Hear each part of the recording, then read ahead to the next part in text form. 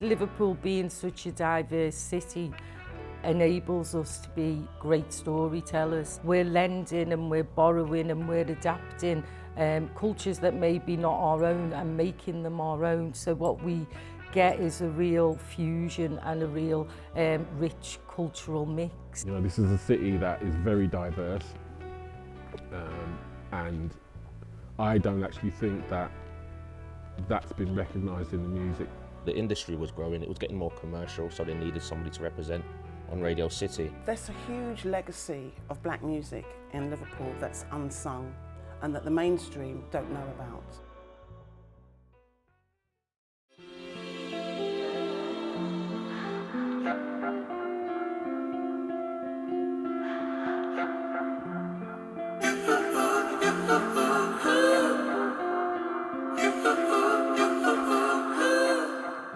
I think the black community plays a pivotal part in why we are UNESCO City of Music.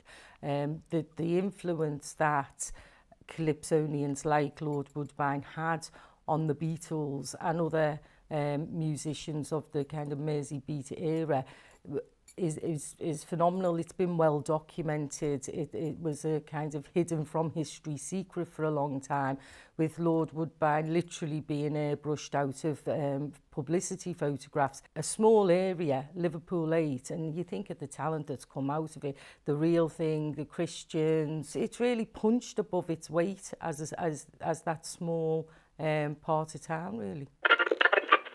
Hey, yo, check it out, 1 2 1 2. This is Usher, and I'm maxing out with the spy catcher. Originally, Hotspot used to be on TCR, TTFM. When I took it to Radio City, I wanted to make something of it and create an event around it of some sort, because I had one of the biggest commercial stations outside of London. Obviously, where we had the Hotspot, which was on a Thursday, was the Arena. At that time, it was the likes of The Streets, Kano, Sway. I mean, I can go and mention all the US artists as well, because there was a lot of them that were on my show. LL Cool J, Mary J. Blige, Alicia Keys, Exhibit, the list, T.I., Sean Paul, the list goes on. It was, I think it was, at the time, it was just a bit too good to be true, because it was at a peak time. We still wasn't getting accepted for what the music that we play in the city at that time, yet we were still struggling. We were still struggling to get any kind of recognition from venues or anybody. So basically Radio City was able to kick open a few doors because of it. But it wasn't easy. It still wasn't easy. It's just the fact that we did have the radio station to back it. It was a time to kind of form some kind of coalition, some alliance, and see if we can make something of it. Because prior to the Hotspot, we were bringing Westwood here for the first time. And no one really realised that we had brought Tim Westwood to Liverpool for the first time ever.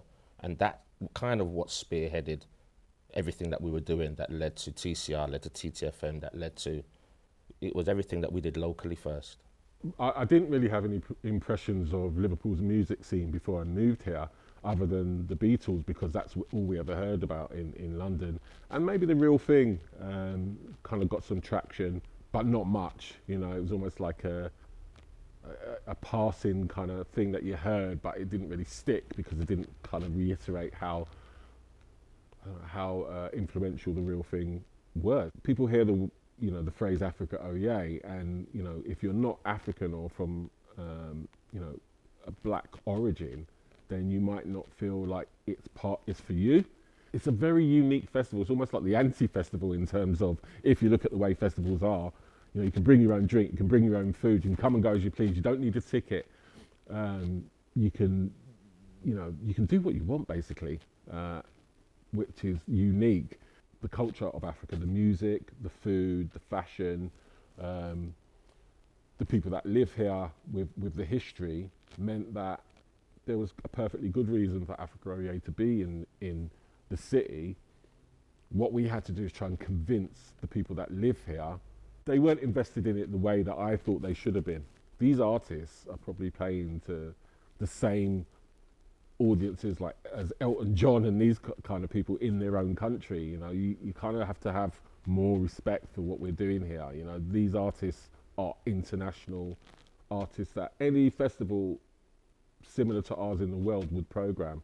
I probably don't think there's a festival in Europe that would have that caliber of artists where people can just come and see them for free. So I think that's a really good achievement.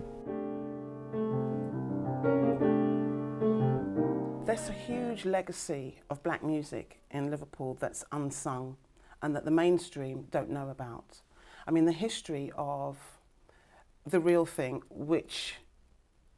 The Real Thing was one of those bands alongside the Christians that I guess that got mainstream acclaim. When I wanna know if you and me are gonna.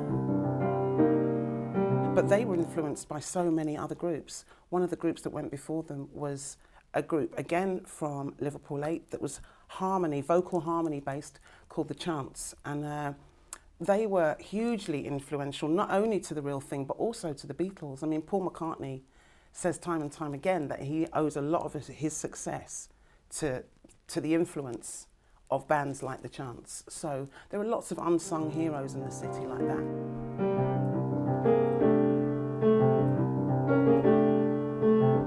When I first got to Liverpool and I realised that this was where The Real Thing were from, and when I got the opportunity to work for them, it was one of those pivotal moments in my life where I thought, oh wow, I've arrived. Like in all the time that I've been in Liverpool, there have been some amazing black artists that I think have always just been under the radar.